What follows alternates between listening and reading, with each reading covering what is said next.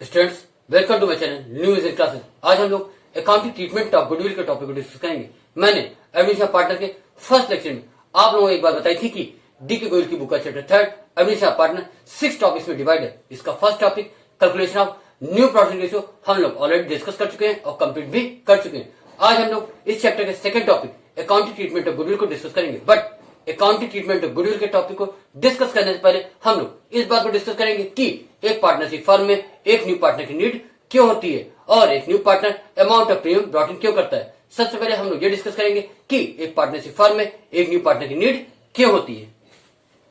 Need of funds, जब हमें अपने पार्टनरशिप बिजनेस को एक्सपैंड करना होता है या बढ़ाना होता है तो उसके लिए हमें एक्स्ट्रा मनी की रिक्वायरमेंट होती है। उस एक्स्ट्रा मनी की रिक्वायरमेंट को पूरा करने के लिए हम लोग पार्टनरशिप फर्म में एक न्यू पार्टनर को एडमिट करते हैं, क्योंकि न्यू पार्टनर अपने साथ कैपिटल और प्रीमियम की अमाउंट ब्रॉट इन करता है।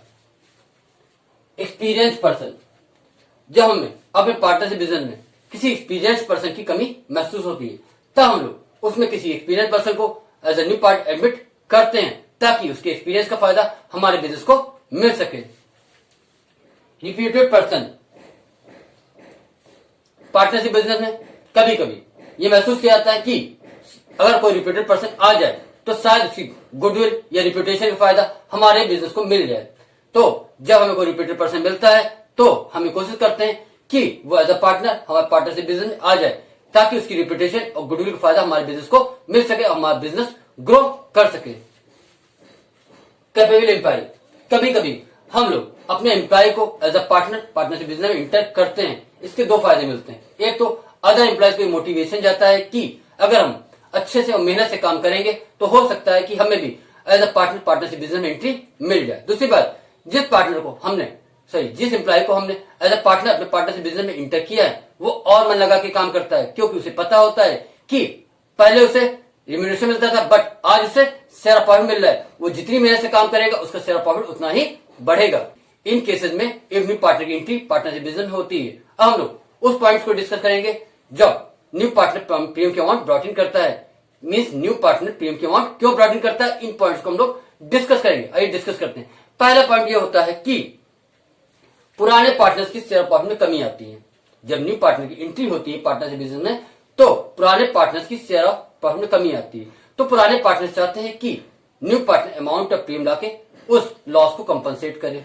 दूसरी बात, पार्टनर बिजनेस को स्टैंड करने में, उसको ग्रो करने में और पार्टनर से अपनी अहम भूमिका निभाई होती है। मीन्स उसको ग्रो करने में उन्होंने दिन रात मेहनत की होती है ताकि उसका नाम हो सके और एक अच्छी अर्निंग उस बिजनेस से मिल सके, है ना। आइए डिस्कस करते हैं 2 पॉइंट्स को। Loss of their share in the future profit of the firm. मैंने बताया कि जब कोई न्यू पार्टनर पार्टनरशिप बिजनेस में इंटर होता है तो ओल्ड पार्टनर्स के प्रॉफिट शेयरिंग रेशियो में कमी आती है। तो ओल्ड पार्टनर ये चाहते हैं कि उनके प्रॉफिट शेयरिंग रेशियो में जो कमी आई है उसको न्यू पार्टनर प्रीमियम के अमाउंट लाकर कंपनसेट करे। सेकेंड पॉइंट, फॉर रिप्यूटेशन और good name of the firm. जो बिजनेस हम चला रहे हैं उसको स्टैंड करने में, उसका नाम कमाने में, उसकी गुडविल बनाने में हमने जो दिन रात मेहनत की है, हम ये चाहते हैं कि न्यू पार्टनर उसके लिए कुछ पे करे। ऐसे फिजूल में वो इंटर ना कर जाए, क्योंकि उसने तो मेहनत की नहीं बिजनेस को स्टैंड करने। हमने मेहनत की है, हमने सेक्रीफाइस किया है दिन रात मेहनत करके, तो हमने आज बिजनेस को इस मुकाम पे पहुंचाया है कि ये बिजनेस अच्छे से रन कर रहा है। तो ओल्ड पार्टनर चाहते हैं कि जो न्यू पार्टनर एंट्री कर रहा है वो प्रीमियम की अमाउंट देके उस हमारी मेहनत को रिवॉर्ड के तौर पे कंपनसेट करे। तो 2 केस होते हैं जब न्यू पार्टनर से हम लोग ये इच्छा रखते हैं कि वो अमाउंट ऑफ प्रीमियम लेकर आए। कौन से 2 पॉइंट होते हैं, एक तो जो पुराने पार्टनर से शेयर प्रॉफिट में जो कमी आई उसको कंपनसेट करने के लिए, और दूसरा जो हमने फर्म का नाम कमाया है उसके लिए दिन रात मेहनत की है उसको कंपनसेट करने के लिए new partner amount of premium brought इन करे। स्टूडेंट्स, अब हम लोग अकाउंटिंग ट्रीटमेंट ऑफ गुडविल के टॉपिक को डिस्कस करेंगे। अकाउंटिंग ट्रीटमेंट ऑफ गुडविल का टॉपिक 5 पॉइंट्स में डिस्कस किया जाएगा। फर्स्ट पॉइंट में हम लोग उस टॉपिक को डिस्कस करेंगे जब new partner amount of premium privately लाता है। सेकेंड पॉइंट में हम लोग ये डिस्कस करेंगे कि जब new partner amount of premium cash में लाता है। थर्ड पॉइंट में हम ये डिस्कस करेंगे जब new partner amount of premium brought in नहीं करता है। फोर्थ पॉइंट में हम लोग ये डिस्कस करेंगे कि जब new partner amount of premium की फुल अमाउंट नहीं लाता है, उसका कुछ पार्ट लाता है। और फिफ्थ पॉइंट हम लोग ये डिस्कस करेंगे कि जब गुडविल पहले से ही बैलेंस शीट में अपीयर हो तो उसको कैसे राइट अप करते हैं।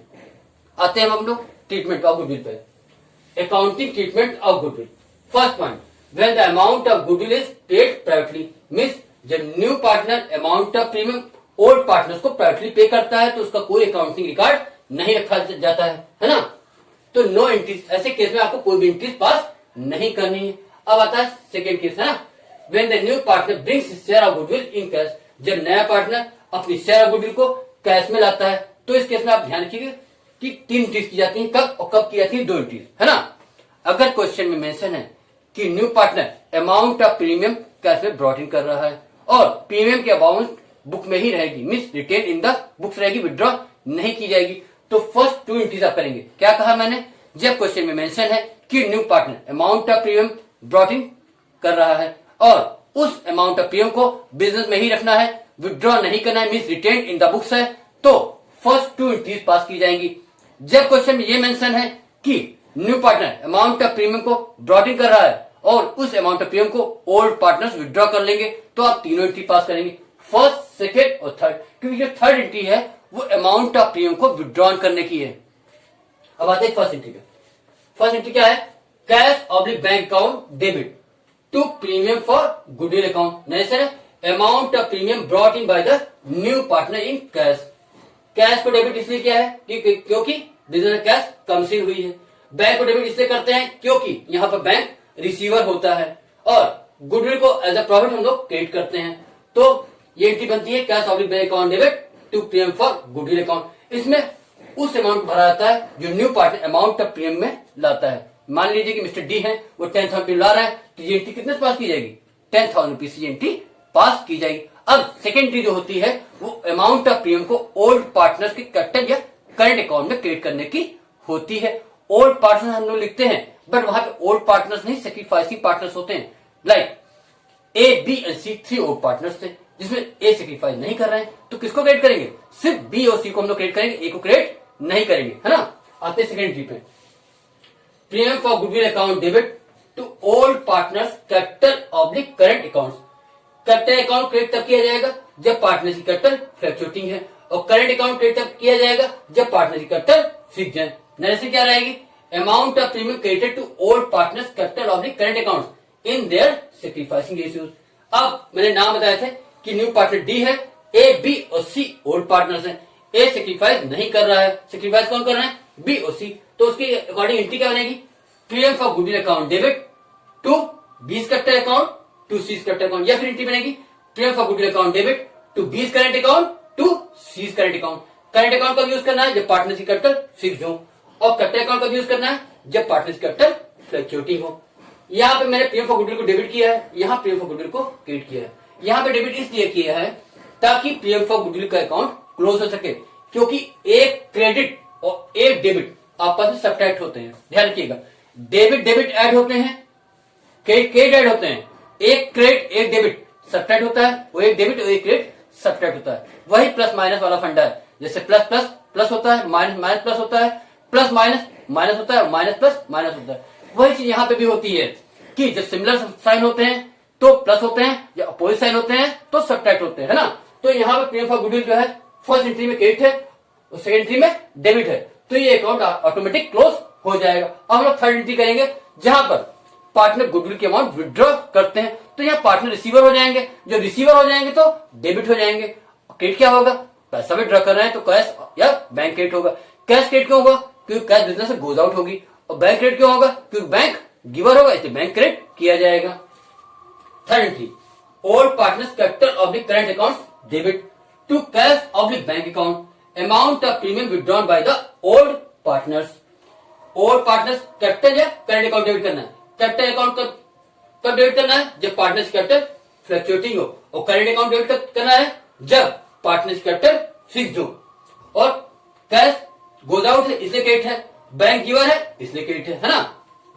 एक बात और, जैसे मैंने बताया था कि A, B and C 3 old partners है ना, जिसमें ए सैक्रिफाइस नहीं कर रहे थे, बी और सी सैक्रिफाइस कर रहे थे, तो एंट्री क्या बन जाएगी, यहाँ पे एंट्री बनेगी 20 capital account debit, 30 capital account debit to cash oblique bank account, या फिर 20 current account debit, 30 current account debit to cash oblique bank account, है ना। इस तरह से ये आपका फर्स्ट टॉपिक और सेकंड टॉपिक आपका कंप्लीट होता है। अब हम लोग आते हैं थर्ड टॉपिक। थर्ड टॉपिक वो है जब न्यू पार्टनर अपनी अमाउंट ऑफ प्रीमियम को लाने में अनेबल होता है। उसके लिए चाहे कुछ भी कंडीशंस नहीं हो कि क्यों नहीं ला पा रहा, हो सकता है उसकी कुछ फाइनेंशियल क्राइसिस हो जिसकी वजह से वो ना ला पा रहा हो। जब नहीं लाता है तब हम न्यू पार्टनर के करंट अकाउंट को डेबिट करते हैं और ओल्ड पार्टनर के कैपिटल या करंट अकाउंट को क्रेडिट करते हैं। Third topic, when the new partner does not bring his share of goodwill, when the new partner does not bring his share of goodwill in cash, वो new partner अपनी share goodwill को cash में लाने में enable है। तो entry क्या बनी, new partners current account debit to old partners capital oblique current accounts. Capital create कब करेंगे, जब पार्टनर्स की कैपिटल फ्लक्चुएटिंग होंगी, और करंट अकाउंट को क्रिएट कब करेंगे, जब पार्टनर्स की कैपिटल फिक्स्ड होंगी, है ना। नरेशन क्या बनेगी, new partners current account debited from his share of goodwill and old partners created in their sacrificing ratios. क्या कहा, new partners current account debited from his share of goodwill and old partners created in their sacrificing ratios. अब समझिए बात को, कहां पे क्या amount fill करनी है। यहाँ पे फर्स्ट लाइन में लिखा है new partners current account debit, यहाँ पे उस अमाउंट को डेबिट किया जाएगा जो प्रीमियम के लिए न्यू पार्टनर को लानी थी बट वो लाया नहीं है। Means new partners share of goodwill को यहाँ पर लिखा जाएगा। मानिए कि मिस्टर जो डी है उनको 5,000 गुडविल लाने चाहिए थे, तो यहाँ पे 5,000 की अमाउंट लिख दी जाएगी। उसको हम लोग ओल्ड पार्टनर में डिस्ट्रीब्यूट करेंगे। लिखा ओल्ड पार्टनर्स है, बट यहाँ ध्यान रखिएगा ओल्ड पार्टनर्स नहीं, सैक्रिफाइसिंग पार्टनर्स ही लिखे जाते हैं। क्या बताया था मैंने कि ओल्ड पार्टनर में ए, बी एंड सी 3 पार्टनर्स हैं। ए सैक्रिफाइस नहीं कर रहे हैं, बी और सी ही सैक्रिफाइस कर रहे हैं, तो एंट्री क्या बनेगी, D's current account debit, D's current account debit to B's capital account to C's capital account, या फिर D's current account debit to B's current account और टू सीज करंट अकाउंट, है ना। अगर कैपिटल फिक्स्ड है तो नीचे आप लोग इस जगह पे करंट अकाउंट यूज करेंगे, अगर पार्टनर की कैपिटल फ्लक्चुएटिंग है तो नीचे हम लोग कैपिटल अकाउंट यूज करेंगे। बट ऊपर फर्स्ट लाइन में इसमें आपको करंट अकाउंट ही यूज करना है। कब, जब तक आप आईएससी की बुक्स पढ़ रहे हैं तब। अगर आप सीए वगैरह पढ़ेंगे तो यहाँ पर कैपिटल अकाउंट को ही डेबिट किया गया है, इसलिए कंफ्यूजन मत लीजिएगा कि ये सिर्फ जो यहाँ पे करंट अकाउंट डेबिट किया गया है ये आईएससी की बुक्स ही कह रही है। जब आप सीए की बुक्स पढ़ेंगे तो यहाँ पे न्यू पार्टनर्स कैपिटल अकाउंट को भी डेबिट किया गया है ना। तो इस तरह से थर्ड केस आपका कंप्लीट होता है। अब आएंगे फोर्थ केस में। फोर्थ केस में मैंने बताया था कि न्यू पार्टनर को जितनी अमाउंट ऑफ प्रीमियम ब्रॉट इन करनी थी वो उतनी नहीं ला पाता, उसका एक पार्ट लाता है। जैसे अभी मान लें कि डी को 10,000 लाने थे बट वो सिर्फ 6,000 ला पाया, 4,000 नहीं लाया, है ना। तो 6,000 जो लाया उसके लिए हम लोग इस एंट्री को ही मान लेते हैं, ठीक। तो यही एंट्री पास की जाएगी। क्या है एंट्री पास की जाएगी, cash of bank account debit to premium for goodwill account. ये एंट्री कितने हो जाएगी, 6,000। अब जो ब्रॉट इन नहीं किया उसके लिए क्या एंट्री है, उसके लिए ये एंट्री और इस एंट्री को मिक्स करेंगे। ये वाली एंट्री है जो अमाउंट ऑफ प्रीमियम ब्रॉट इन होने पर उसके बाद पार्टनर में क्रेडिट की जाती है, और यहाँ ब्रॉट इन नहीं होता है और पार्टनर में क्रेडिट करना होता है। तो यहाँ पे दोनों को मिक्स करिए, यहाँ का डेबिट ले लीजिए और यहाँ का डेबिट ले लीजिए। तो premium for goodwill account debit, और क्या डेबिट हो जाएगा, new partners current account debit. और बाकी तो कॉमन है, ये बाकी तो क्या कॉमन है, to old partners capital oblique current account, वही चीज यहाँ भी, to old partners capital oblique current account. इस तरह से दो एंट्री बनेगी। पहली एंट्री क्या बनेगी, cash oblique bank account debit to premium for goodwill account. ये अमाउंट ब्रॉट इन की 6,000 की एंट्री हो गई। अब दूसरी एंट्री समझिए, premium for goodwill account debit 6,000, new partners current account debit 4,000 जो ब्रॉट इन नहीं हुई है, to old partners capital oblique current account. आते हैं हम लोग इस टॉपिक पे। When the new partner brings in only a part of his share of goodwill in cash, when the new partner bring in only a part of his share of goodwill in cash, means a part of goodwill ला रहा है, full amount of goodwill brought in नहीं कर रहा है ना। तो जो amount ला रहा है, बताया 10,000 लानी थी, 6,000 लाया है, 4,000 नहीं लाया। जो 6,000 लाया उसकी ये एंट्री है, cash of the bank account debit to premium for goodwill account, a part of his share of goodwill brought in by the new partner in cash, ठीक है। Cash of the bank account debit to premium for goodwill account, ये entry कितने pass की जाएगी, 6,000 से। हमने माना है, क्योंकि माना है कि मिस्टर डी को 10 लाने थे, 10,000 लाने थे और सिर्फ 6,000 लाने थे, ये एंट्री होगी 6,000 से। अब सेकेंड एंट्री हमने बताई थी कि इस एंट्री को और इस एंट्री को मर्ज कर देंगे, तो premium for goodwill account debit 6,000 जो ब्रॉट इन है, ब्रॉट इन कितनी नहीं है, 4,000, new partners current account debit 4,000 to old partners capital oblique current accounts, इसमें चला जाएगा 10,000। फिर आप नेम वाइज समझिए, हमने बताया था कि 4 पार्टनर है, ए बी सी, ये ओल्ड है और डी न्यू है। ए सेक्रीफाइस नहीं कर रहे हैं, बी और सी सेक्रीफाइस कर रहे हैं। ध्यान समझिएगा, बी और सी सेक्रीफाइस कर रहे हैं।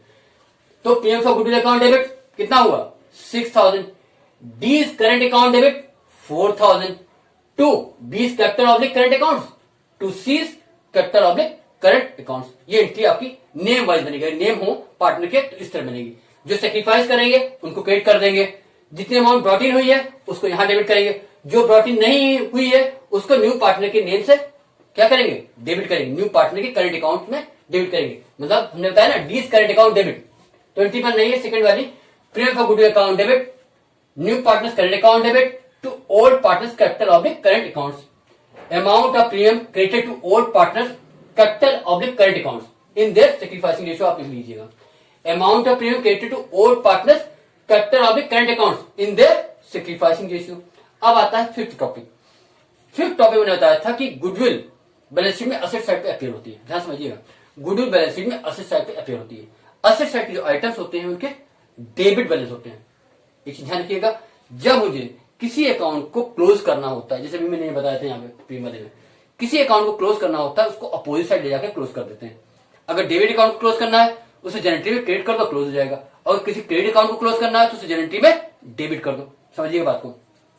लायबिलिटी साइड का आइटम समझिए, रिजर्व होता है, जनरल रिजर्व होता है, रिजर्व फंड होता है, वर्कमैन कंपनसेशन रिजर्व होता है, इन्वेस्टमेंट फ्लक्चुएशन रिजर्व होता है, प्रॉफिट एंड लॉस अकाउंट होते हैं। ये आइटम लायबिलिटी साइड पे दिए होते हैं जिन्हें हम ओल्ड पार्टनर में डिस्ट्रीब्यूट करते हैं। समझिएगा, ये 6 पॉइंट बताएं कौन कौन से, रिजर्व होगा, जनरल रिजर्व होगा, रिजर्व फंड होगा, वर्कमैन कंपनसेशन रिजर्व होगा, कंटीजेंसी रिजर्व होगा, प्रॉफिट एंड लॉस अकाउंट होगा, इन्वेस्टमेंट फ्लक्चुएशन रिजर्व होगा। ये लायबिलिटी साइड पे अपेयर होते हैं, इनके क्रेडिट बैलेंस होते हैं। अगर इन अकाउंट को क्लोज करना है, मींस पार्टनर्स में डिस्ट्रीब्यूट करना है, तो इसे जनरेटरी में डेबिट करना होता है और पार्टनर्स को क्रेडिट करना होता है। बात है जी असेट साइड के आइटम्स की। असेट साइड पे कौन कौन से आइटम्स हैं जो पार्टनर में डिस्ट्रीब्यूट किए जाते हैं या राइट ऑफ किए जाते हैं। एक तो एडवर्टाइजमेंट सस्पेंस होता है, एक गुडविल होती है ना, वो एक प्रॉफिट एंड लॉस अकाउंट का डेबिट बैलेंस भी असेट साइड पे अपेयर होता है। अगर इन अकाउंट्स को हमें क्लोज करना है तो जनरेटरी में डेबिट करना होगा। क्यों? क्योंकि असेट साइड के जो आइटम्स होते हैं उनके डेबिट बैलेंस होते हैं। जब जनरेटरी में से क्रेडिट करेंगे तो ऑटोमेटिक अकाउंट क्लोज हो जाएंगे। तो यहां पर गुडविल को राइट ऑफ करने के लिए गुडविल को हमें क्रेडिट करना होगा, क्योंकि गुडविल का डेबिट बैलेंस होता है, उसे क्रेडिट करते ही वो अकाउंट क्लोज हो जाएगा। और ओल्ड पार्टनर्स को डेबिट करना होगा। अब बात समझिएगा ओल्ड पार्टनर न्यू पार्टनर्स की। एडमिशन रिटायरमेंट दोनों की केस ध्यान रखिएगा, सिर्फ उन पार्टनर्स को डेबिट करना इस एंट्री में, सिर्फ उन पार्टनर्स को डेबिट करना जितने पार्टनर्स बैलेंस शीट में अपीयर होते हैं।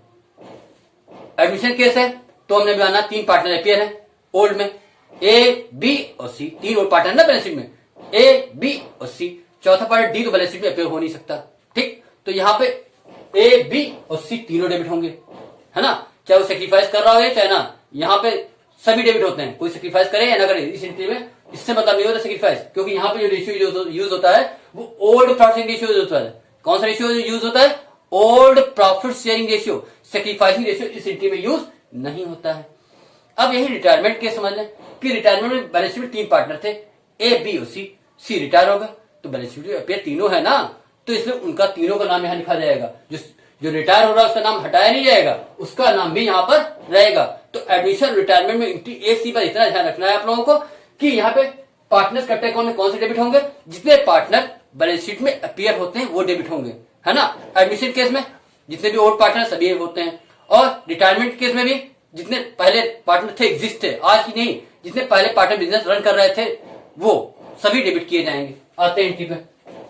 When goodwill already appears in the books, old partners capital of the current accounts debit to goodwill account. Goodwill written off in the old partners in their old profit ratio. Goodwill written off amongst old partners in their old profit sharing ratio, है ना। तो entry क्या बनेगी? Old partners capital of the current account debit to goodwill account. यहाँ पे capital account तब debit होगा जब पार्टनर्स कैपिटल फ्लक्चुएटिंग होगी, और करंट अकाउंट तब होंगे जब पार्टनर्स कैपिटल फिक्स्ड होंगी। स्टूडेंट, इस तरह आपका अकाउंटिंग ट्रीटमेंट ऑफ गुडविल का टॉपिक कंप्लीट होता है। स्टूडेंट्स, अब हम लोग नेक्स्ट लेक्चर में इसके क्वेश्चंस को डिस्कस करेंगे। स्टूडेंट्स, अगर आपको हमारी वीडियो अच्छी लगती है तो प्लीज हमारी वीडियोस को लाइक कीजिए और हमारे चैनल को सब्सक्राइब भी कीजिए। Thank you.